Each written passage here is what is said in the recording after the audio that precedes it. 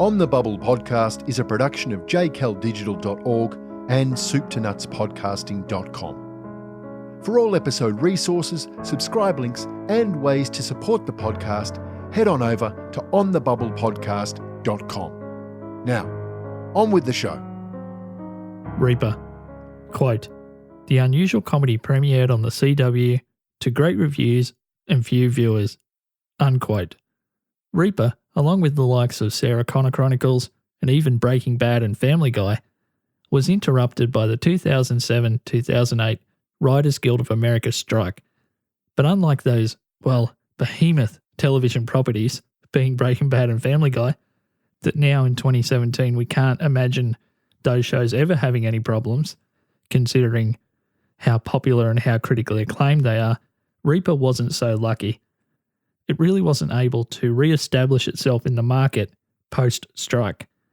So once the show lost what early momentum it had managed to garner before the strike and was clearly on the bubble and headed for cancellation, REAPER actor Tyler Labine, who played Bert Sock Wasocki, so that's Bert Sock Wasocki, played by Tyler Labine, put the call out to fans to help save the show from cancellation. REAPER fans responded immediately, as were the Times, with a flurry of emails and calls, and also whatever social media was prominent at the time, being most likely early Facebook, early Twitter. And they also went analog, which I think is the coolest part of the fan campaign. They sent in a heap of physical letters, which isn't that unusual, I guess, for a fan campaign, particularly in the 2000s, where letter writing was still very popular when it came to shows that were on the bubble. I guess still feeding off that famous Star Trek letter writing campaign, probably something we need to focus on in the future. But it's not so much the letters themselves that's interesting when it comes to REAPER. It was the physical item that people were sending along with the letters, which in this case were pairs of socks. So honouring Labine's character, named Sock, as we spoke about earlier. And it was a way for fans to send a very direct message that we really wanted to stay on the air. Here's a heap of socks, which I think is pretty funny, to be honest. It's not hard to imagine the offices of the heads of network at the CW getting rather frustrated with the decreasing amount of space that they had available in their offices when there's hundreds, if not thousands, of pairs of socks lying around everywhere.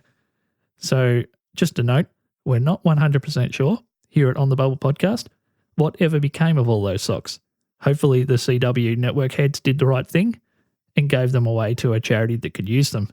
So finally, the fan campaign for REAPER is recognised in part as being one of the driving factors behind the show being given one last 13-episode season before finally being cancelled in 2009. So whether it was the social media action, the letters, or even the socks, or more likely all of those things combined, most of the material out there on the internet that references this campaign does draw a very strong connection between the fan campaign and the show being renewed, which isn't always the case. So I thought I'd leave you today with what is, now that it's 2017, the resounding sentiment that I've found about the show REAPER in my investigations online. And this one comes from WeMindedInFilm.com, but it kind of was everywhere, on Reddit, on Quora, different places, and it's the feeling that people have when they actually go back and discover REAPER. And it goes as follows, quote, "I love that show.